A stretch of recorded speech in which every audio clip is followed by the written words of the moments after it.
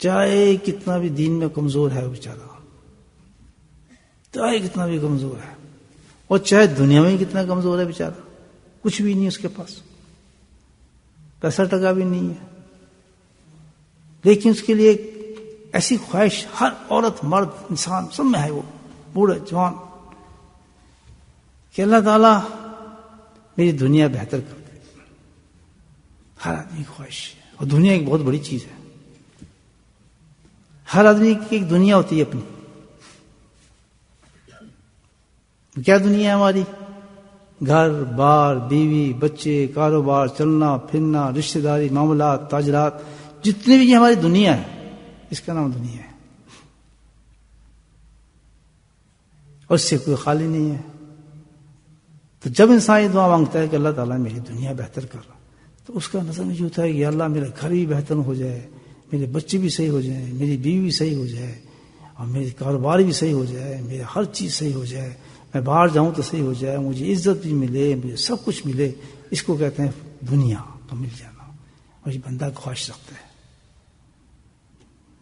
اور دوسری خواہش کہ اللہ میری آخرت بہتر کر دے،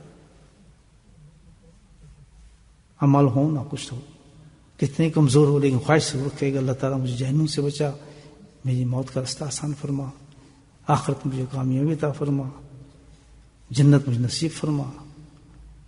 یہ تو ہر ایک کی خواہش ہے. تو کوئی سے پوچھے میاں تو نماز تو پڑھتا نہیں، لیکن خواہش رکھتا ہے کہ اللہ تعالیٰ میری دنیا بھی آخرت بہتر بھی آخرت کرتے. تو اب یہ جو خواہش ہے ہماری بہت بڑی خواہش ہے، تو کیا اللہ پوری نہیں کر سکتے؟ ضرور کر سکتے ہیں. ربنا آتنا فی الدنیا حسنہ وفی الآخرۃ حسنہ وقنا عذاب النار. یہی تو اللہ سے مانگتے آتے ہیں. دنیا سے مراد کیا کہ جب میں گھر جاؤں تو بڑے خوشحال ہوں، میری بیوی خوش ہو، میرے بچے خوش ہوں، میری آنکھوں میں ٹھنڈک ہو، میرے جیسا ماحول ہو، جیسے میں چاہوں ویسا ہو، جو کھانا میں مانگوں ویسے کھانا مل جائے، کوئی گھر میں لڑائی نہ ہو، کوئی جھگڑا نہ ہو، کوئی طلاقیں نہ ہوں، کوئی بچی میرے بالکل صحیح ہوں، میری آنکھوں میں ٹھنڈک ہوں. یہ آدمی دل چاہتا ہے. جب میں باہر جاؤں تو میری دکان چل رہی ہو، میرا کاروبار صحیح ہو، ٹیکسی چلا رہا ہوں تو ٹیکسی میری صحیح چلے، دکان کرتا ہوں تو دکان، نوکری کرتا ہوں تو نوکری اچھی ہو، جن میں میرے پیسے ہوں، کسی کو دہا نہ دینا ہو. آدمی چاہتا ہے. تو یہ تو ممکن ہے، ہر چیز ممکن ہے. اللہ تعالیٰ کہتا ہے لوگ یہ سب چیزیں مل جائیں اگر ہمیں، تو اس کے لیے اسباب چاہیے، سبب چاہیے، اور اللہ تعالیٰ نے ہر چیز کا سبب بتایا.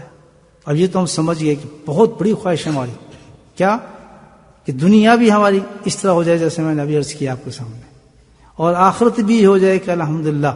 موت کا مطلب کیا ہے؟ موت سے لے کے جنت تک جانے تک ہم پہ کوئی ایسا وقت نہ ہے کہ جب ہم اٹک جائیں کہیں جا کر. جہاں اللہ نے قرآن میں کہا ہے نا فلاح پا جاتا ہے انسان، تو اس فلاح سے مراد یہ ہے کہ دنیا اور آخرت اس انسان کی سنور جاتی ہے. اللہ تعالیٰ کہتا ہے، اور وہ مفلون ہو جاتا ہے، کامیاب ہو جاتا ہے دنیا اور آخرت کے اندر. فلاح کا لفظ اللہ نے استعمال کیا اس خواہش کو پورا کرنے کے لیے.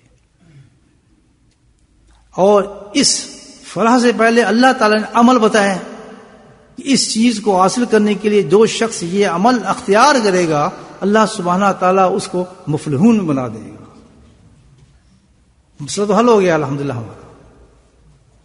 دنیا اور آخرت کی اللہ تعالیٰ گارنٹی دیتا ہے کہ یہ عمل تم نے اختیار کیا تو تمہاری دنیا بھی سنور جائے گی اور آخرت بھی سنور جائے گی.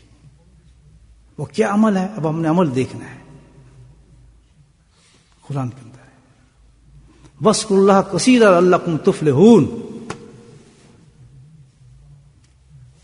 وَاذْكُرُوا اللَّهَ كَثِيرًا لَعَلَّكُمْ تُفْلِحُونَ. اللہ تعالیٰ کہتا ہے کہ اگر تم فلاح پانا چاہتے ہو دنیا اور آخرت کی، دنیا کی فلاح میں نے آپ کو بتائی ہے کہ دنیا کی ہر چیز ہمارے لیے الحمدللہ بہتر ہو جائے، ہمارے لیے بہتر ہو جائے، اور آخرت کا ہر معاملہ ہمارا آسان ہو جائے، تو اللہ کا قرآن میں بتاتا ہے کہ اس کے لیے تمہیں کام کرنا پڑے گا. وَاذْكُرُوا اللَّهَ، اللہ کا ذکر کرو. یہی مقصد ہے ذکر. وَاذْكُرُوا اللَّهَ كَثِيرًا لَعَلَّكُمْ تُفْلِحُونَ. اللہ تعالیٰ کہتا ہے کہ اے بندے مجھے یاد کر، مجھے یاد کر. میری یاد، میرا ذکر، بولا ذکر اللہ اکبر، اتنی بڑی چیز ہے یہ کہ تیری دنیا بھی سنور جائے گی اور تیری آخرت بھی سنور جائے گی. الحمدللہ. اللہ انبئکم بخیر اعمالکم قال قال رسول اللہ صلی اللہ علیہ وسلم. ابو دردہ روایت فرماتے ہیں اس حدیث کو کہ میرے صحابیوں، اللہ کے نبی ارشاد فرما رہے ہیں، اے میرے صحابیوں، الا انبئکم بخیر اعمالکم، میں تمہیں ایک ایسا عمل نہ بتاؤں، ایسی چیز نہ بتاؤں جو تمہارے اعمال میں افضل ہو، بہتر ہو، بلند ہو. پھر فرمایا کہ میں تمہیں ایسا عمل نہ بتاؤں جو تمہارے مالک کے نزدیک بہت زیادہ پاکیزہ ہو. سبحان اللہ، کیسی گارنٹی آتی ہے آپ کہ جو تمہارے مالک کے نزدیک پاکیزہ ہو، اعمال میں بھی سب سے افضل ہو، مالک کے اللہ کے نزدیک بھی وہ سب سے پاکیزہ ہو. سبحان اللہ. فرمایا کہ تیرے درجات کو بے انتہا بلند کر دینے والا ہو.